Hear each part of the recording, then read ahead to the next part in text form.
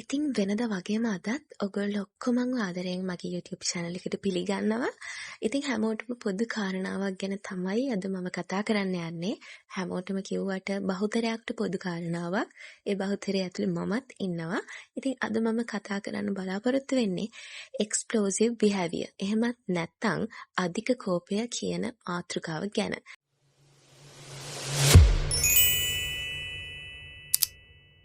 ඉතින් ඔයාට අධික කෝපයක් ආවට පස්සේ, ඒ කියන්නේ ඔයාගේ තරහ නිවුණට පස්සේ ඔයාට කනස්සල්ලක්, පසුතැවීමක් හිතෙනවා නම් ඒක කොහොමද අපි නැති කරගන්නේ? නැත්නම් ඒක කොහොමද අපි කන්ට්‍රෝල් කරගන්නේ? නැත්නම් ඒ වගේ මිනිස්සෙක්ගේ බිහේවියර් එක කොහොමද කියන එක ගැන තමයි අද මම කතා කරන්න බලාපොරොත්තු වෙන්නේ. ඉතින් එකතු වෙලා ඉන්න වීඩියෝ එකත් එක්ක.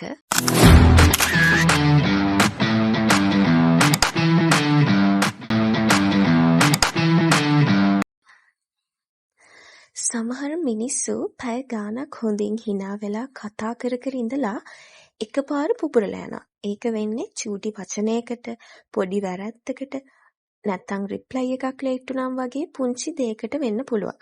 එහෙම වුණාම මේ අධික කේන්තියකින් කෑ ගහලා දරුණු වචන පාවිච්චි කරලා බඩු පොළවේ ගහලා බිඳලා දාන තත්වයකට එනවා. ඇත්තටම මේ එයාද කියලා අපිට හිතා ගන්නවත් බැරි තරමේ තරහකට එයාලා යනවා. මෙන්න මෙහෙම වෙනවට මනෝවිද්‍යාවේදී කියන්නේ explosive behavior. එහෙම නැත්නම් අධික කෝපය කියලා. ඒ කියන්නේ කේන්තිය පාලනය කරගන්න බැරි හැඟීම් වල පිපිරීමක් විදියට එළියට එනවා. හැබැයි මේ වගේ අය පස්සේ මට මොකක් වුණාද දන්නේ නැහැ කියලාම පසුතැවෙනවා. ඇයි මං එහෙම කරේ? ඇයි මං එහෙම කිව්වේ? මට තිබ්බ හැම කියන්නේ නැතුව ඉන්න. මට තිබ්බ හැම කරන්නේ නැතුව ඉන්න. මෙන්න මේ වගේ දේවල් හිතලා ඒගොල්ලෝ විසින්ම පසුතැවෙනවා. මෙන්න මේ වගේ කෙනෙක් අඳුර ගන්න පුළුවන් ලක්ෂණ කීපයක් තියෙනවා. එයාලා පොඩි දෙයක් වුණත් පර්සනල් ගන්නවා. මූඩ් එක එකපාරට වෙනස් වෙනවා. කේන්තිය ආවම තමන් ආදරය කරන මිනිස්සුන්ට රිද්දන්න වචන කියනවා. ඊට පස්සේ ඒ ගිල්ට් එකෙන් නිහඬ වෙලා ඉන්නවා. නැත්තම් ඔයා තමයි මම මේ තත්ත්වෙටපත් කළේ කියලා බනිනවා. ගොඩාක් වෙලාවට මේ හැසිරීම ඇතුලේ තියෙන එයාලගේ වේදනාවක් හරි නැත්තම් childhood trauma කියන්නේ පොඩි කාලේ වෙච්ච අත්දැකීමක් හරි එහෙම නැත්තම් ස්ට්‍රෙස් එකක් ඕවර්ලෝඩ් ගිහින් වගේ දෙයක් වෙන්න පුළුවන්. මොකද මෙයාලා තමන්ගේ හැඟීම් හරි විදියට පිට කරගන්න දන්නේ නැහැ.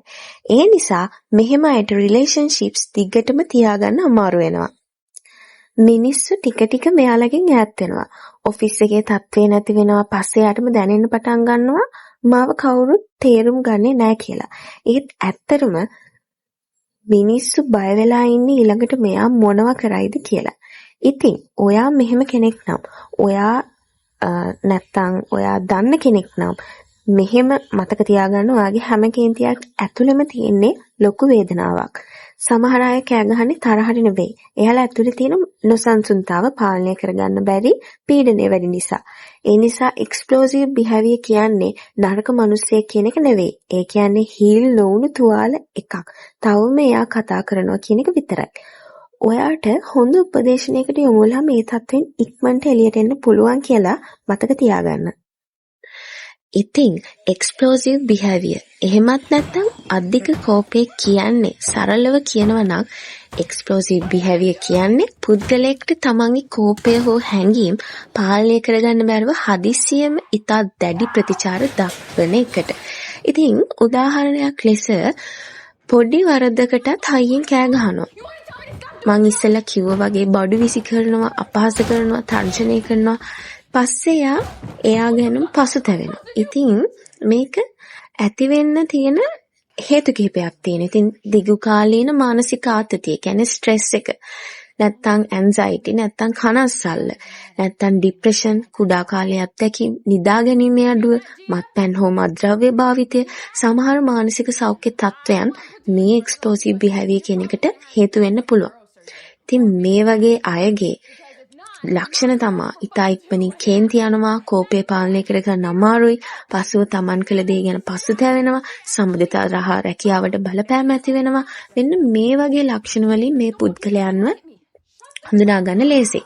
ඉතින් මේක තමන්ගේ අඩුවක් නෙමෙයි. හැබැයි මේක කන්ට්‍රෝල් කරගන්න තියෙද්දි ඔයා කන්ට්‍රෝල් කරගන්නේ නැත්තම් ඒක තමයි මෙතන තියෙන අඩුව. ඉතින් මේක පාලනය කරගන්නේ කොහොමද? කේන්ති එන වෙලාවේ ගැඹුරින් ඔයා හුස්ම ගන්න. තප්පර කිහිපයකට එතනින් ඉවත් වෙන්න. ඒ වගේම හැමදාම ඔයා එක්සර්සයිස් කරන්න. ව්‍යායාම් කරන්න. අනිවාර්යෙන් මේක අවශ්‍යයි. ප්‍රමාණවත් නිින්දක් ලබා ගන්න. නැත්නම් ඔයාට විශ්වාසවන්ත කෙනෙක් සමග කතා කරන්න. ගැටලුව දිගටම පවතිනවා නම් මානසික සෞඛ්‍ය වෘත්තිකයෙකුගේ උපදෙස් ගන්න.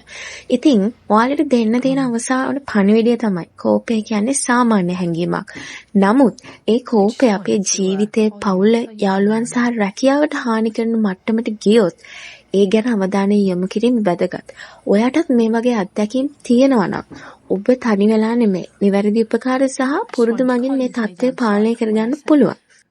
ඉතින් මම ඔයාලට කියන්නේ මේ தත්වයට ඔයා මුහුණ දෙනවා නම් අනිවාර්යෙන් ඔයා මේ සඳහා ප්‍රතිකාර ගන්න ඕනේ. එහෙමත් නැත්නම් Tamanට පුළුවන් Taman විසින් හීල් වෙන්න. ඒකට ඔයාටම බවුන්ඩරි සෙට් කරගන්න ඕනේ. ඉතින් මම නම් කියන්නේ මේකට තියෙන හොඳම ප්‍රතිකාරය තමයි සබාදහම. ඔයා සබාදහමත් එක්ක ගියොත් ඔයාට මේ දෙයින් හීල් වෙන එක වැඩි කාලයක් ගත නොවි ඉක්මනට කරගන්න පුළුවන්.